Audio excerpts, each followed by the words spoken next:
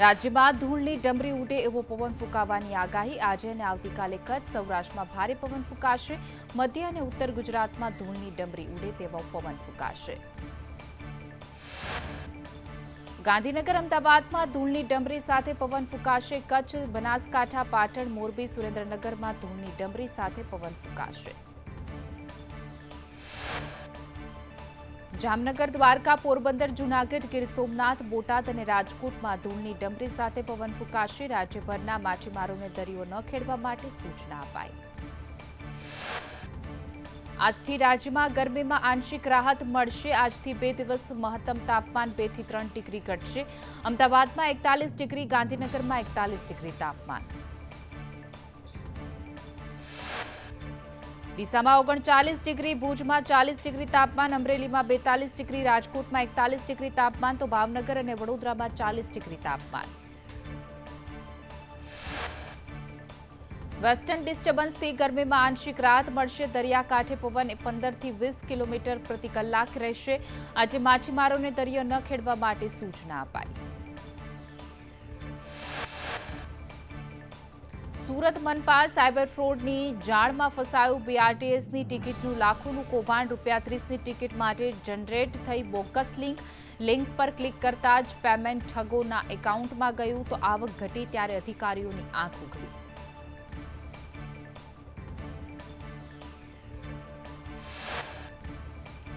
અમરેલી લેટરકાંડ બાદ વધુ એક લેટરકાંડ સામે આવ્યો છે. ધોરાજીના એમએલએ મહેન્દ્ર પાડલિયાએ ભ્રષ્ટાચારની માજા મૂકી હોવાના આક્ષેપ.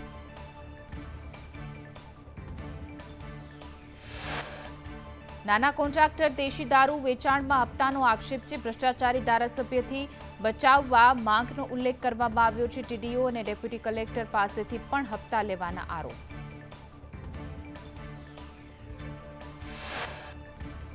ઉપલેટા સર્કિટ હાઉસમાં હપ્તા પહોંચાડ્યાનો ઉલ્લેખ છે. ભાજપના જ કોઈ આગેવાન કે કાર્યકરે લેટર લખ્યાની ચર્ચા.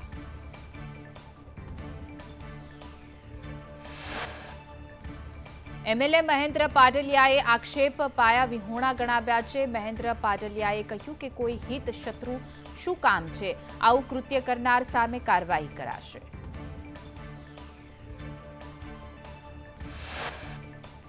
જામનગરમાં નવા વકફ બિલને લઈને વકીલોનો વિરોધ પ્રદર્શન. પોલીસે વિરોધ કરી રહેલા વકીલોની કરી અટકાયત. લાલ બંગલા ખાતે વકીલો કરી રહ્યા હતા વિરોધ. મહેસાણાના વિજાપુરમાં નવા વકફ બિલનો વિરોધ થઈ રહ્યો છે. વિરોધ કરતા લોકોને પોલીસે કર્યા ડિટેન. રેલી કાઢી મામલતદારને આપ્યું આવેદનપત્ર. રેલી નીકળે તે પહેલા જ પોલીસે કર્યા ડિટેન. ભુજમાં પૂર્વ આઈએએસ પ્રદીપ શર્મા દોષિત જાહેર થયા. જિંદાલ કંપનીને જમીન ફાળવતા કેસમાં દોષિત જાહેર થયા. ભુજ કોર્ટે જમીન કેસમાં આપ્યો ચુકાદો.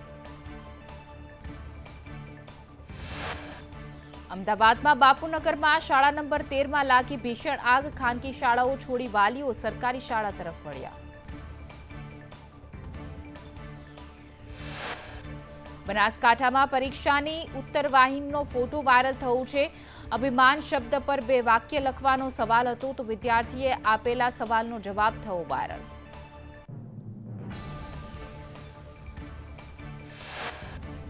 સ્વરૂપજી ચૂંટણીમાં જીતી ગયા તેમને અભિમાન થઈ ગયું છે. સોશિયલ મીડિયામાં પુરવણીનો આ ફોટો વાયરલ થઈ રહ્યો છે.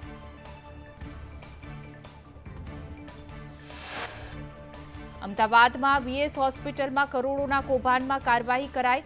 વીએસ હોસ્પિટલના એસોસિએટ પ્રોફેસર દેવાંગ રાણા સહિત 9 તબીબ સસ્પેન્ડ.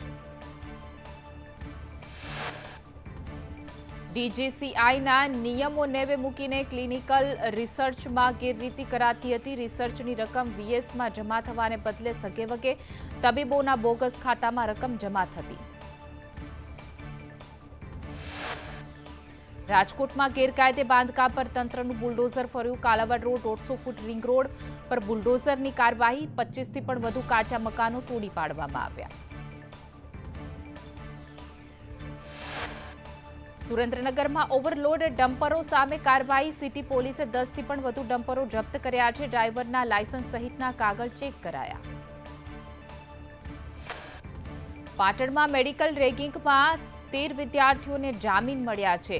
150 દિવસ બાદ વિદ્યાર્થીઓના જેલમાંથી છુટકારો થયો છે. 2 વિદ્યાર્થીઓને હજુ પણ જેલવાસ ભોગવવો પડશે.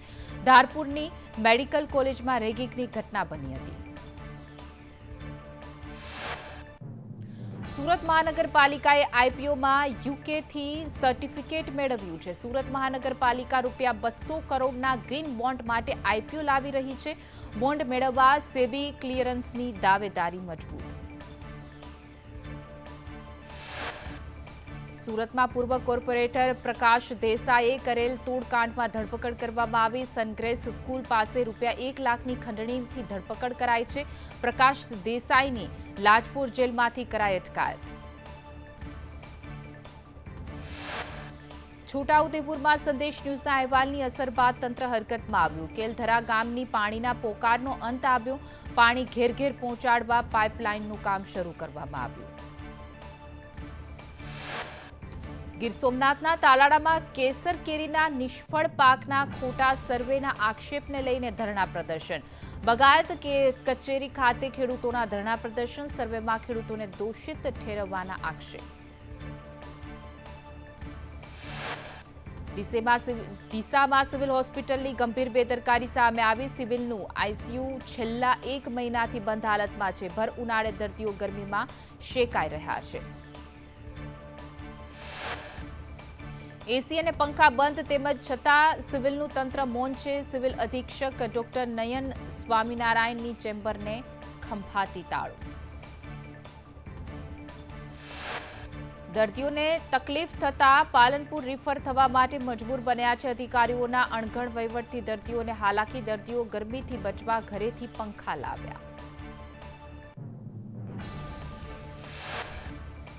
કચ્છમાં પાણી ચોરી કરતા 15 સામે ફરિયાદ નોંધવામાં આવી છે. નર્મદાની પાઇપલાઇન તોડી પાણીની ચોરી કરવામાં આવી હતી. 15 સ્થળેથી 13.91 લાખની પાણી ચોરી ઝડપાઈ. મહીસાગરના ઇન્દિરાનગરમાં પાણી ન મળતા પાણીની પાઇપલાઇન તોડવામાં આવી છે. તૂટતી પાઇપલાઇનનો વિડીયો થયો વાયરલ. વડોદરાના કરજણમાં મહિલાનું શંકાસ્પદ મૃત્યુ થયું છે. ઘરમાં ગળે ટૂંપો બાંધીને હાલતમાં મળ્યો મૃતદેહ. પતિએ પત્નીનો મૃતદેહ જોતા પોલીસને કરી જાણ.